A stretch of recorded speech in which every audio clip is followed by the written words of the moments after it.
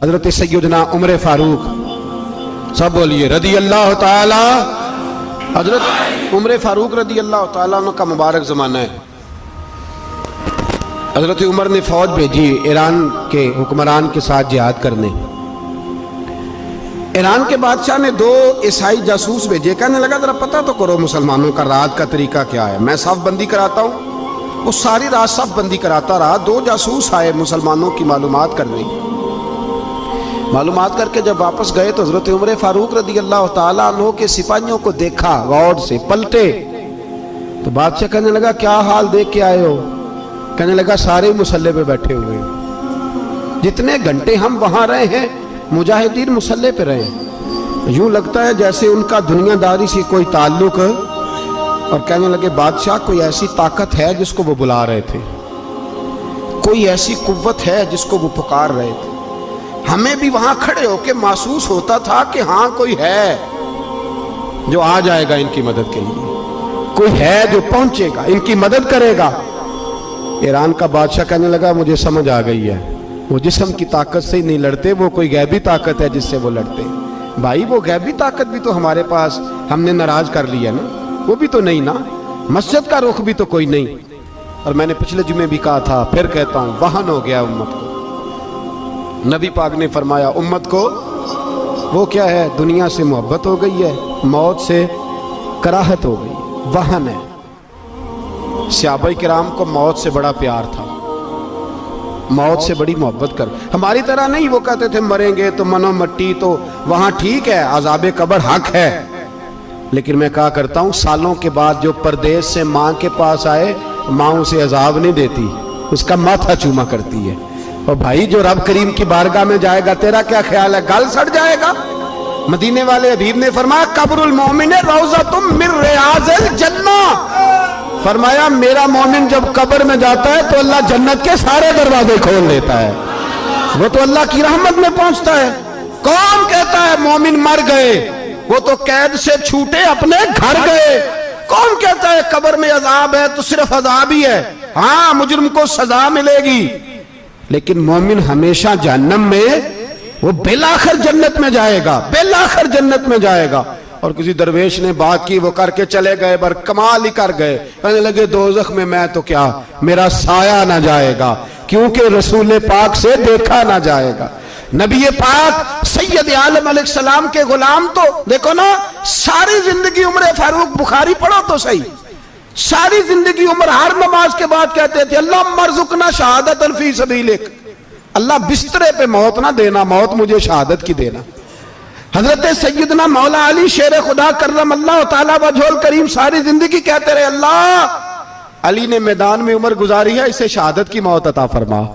او بھائی یہ تو شہادتیں مانگنے والے۔ حضرت امام حسین میدان کربلا میں کھڑے تھے، شمر کہنے لگا حسین تیری چاروں جانب موت ہے، تو آپ فرمانے لگے تجھے ابھی ہمارا پتہ ہی نہیں، موت سے تو ہمارا پیار چلتا ہے۔ اور فرمایا یہ شہادت تو ہمارا پیچھا کرتی ہے، پہنچ جاتی ہے جہاں ہم ہوتے ہیں، موت سے ڈرا رہا ہے۔ مسلمان کا مرنے کو دل نہیں کرتا، ورنہ وہ اتنی بڑی کوٹھی میں کون رہے گا؟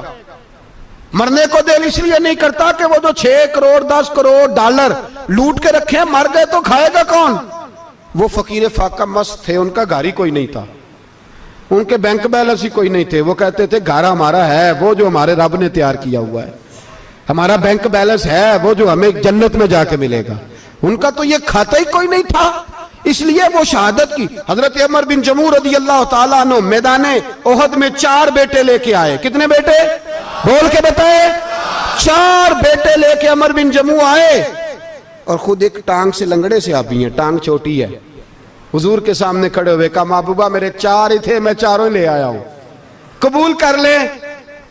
تو حضور نے فرمایا تو کیوں تلوار اوڑے آیا ہے، یہ تو نے کیوں گلے میں اسلحہ ڈالا ہوا ہے؟ کہا یا رسول اللہ میں نے بھی تو جانا ہے نا۔ تو حضور نے فرمایا 4 بیٹے جو ہیں۔ تو حضرت عمر بن جموع نے بات کی، صحابہ کہتے ہیں ہم لبوں سے مسکرا رہے تھے، آنکھوں سے رو رہے تھے، کیا عجیب انداز ہے۔ حضور نے فرمایا عمر 4 بیٹے جو آ گئے تو تو رہنے دے۔ تو حضرت عمر رو پڑے، کہنے لگے محبوبہ کیا لنگڑے جنت میں نہیں جائیں گے؟ کیا حضور میں لنگڑا ہوں تو میرے لیے جنت کوئی نہیں؟ میرے حبیب پاک سید عالم صلی اللہ علیہ وسلم نے فرمایا عمر تو ضرور جنت میں جائے گا. کہا محبوبہ پھر بچے بعد میں جائیں گے, میں پہلے میدان میں جاؤں گا. ایک بی بی 4 بیٹے لے کے آئی احد میں. کہا محبوبہ کل کمائی تھی میں لے آئی ہوں, میرے پاس کوئی اور شے ہوتی تو میں بچا کے نہ رکھتی. بیٹے دے کے نا حاضری لگوا کے تو واپس دروازے پہ لے گئی. تو حضرت سیدنا عبداللہ ابن عمر فرماتے ہیں بی بی بول رہی تھی تو میرا جذبہ جہاد بڑھ رہا تھا.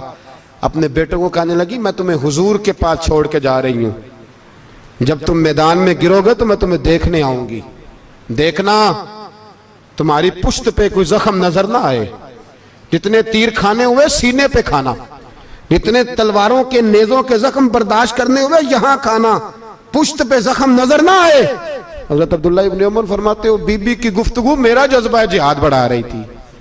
ایک بی بی 3 سال کا 4 سال کا بیٹا لیے رو رہی ہے, احد کا دن ہے.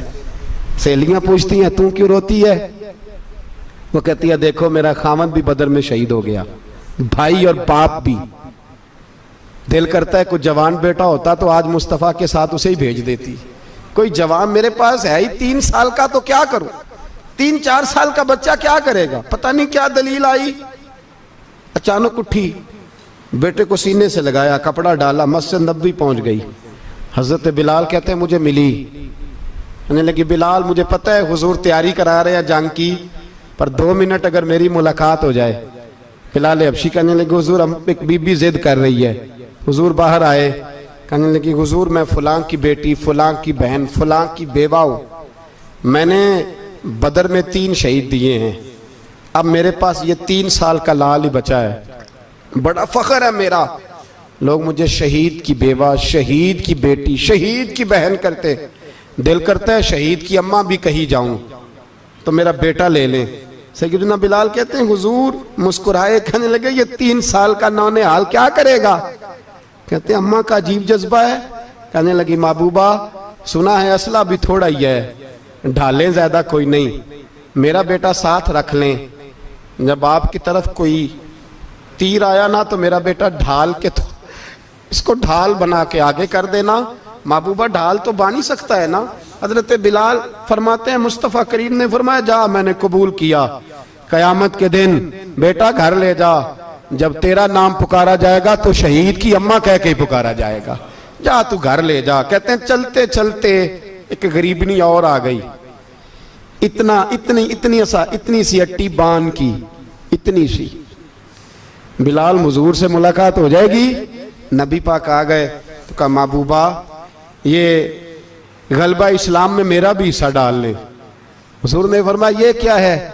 کہنے لگے حضور خاوند فوت ہو گیا, اولاد اللہ نے بے نیازی سے دی نہیں, سویرے چرخہ کاٹ کے رزق حلال کھاتی ہوں, میرے پاس نا یہ اتنا سا بان ہے, ایک گھوڑے کی لگام بن جائے گی. محبوبہ حصہ تو ڈال جائے گا نا دین کے لیے, میری قبولیت ہو جائے گی. میرے حبیب نے ہاتھ اٹھائے اور دعا مانگی, کہے اللہ جتنا تو میدان کے مجاہدوں کو اجر عطا فرمائے اتنا اس غریبنی کو بھی عطا فرمانا, اتنا اسے بھی دینا. بھائی یہ جذبے تھے, یہ رنگ تھا امت مسلمہ کا, اس لیے کافر گھر میں بیٹھ کے کانپا کرتا تھا.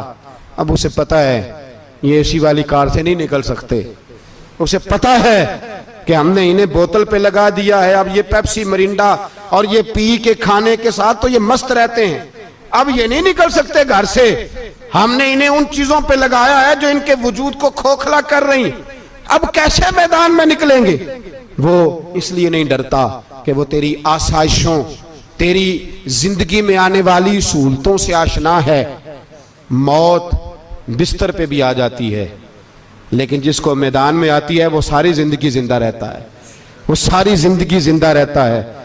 بھائی مرنا تو ہے, لیکن اگر زندگی دین کے کام آئے گی تو امر ہو جاؤ گے, بچ جاؤ گے.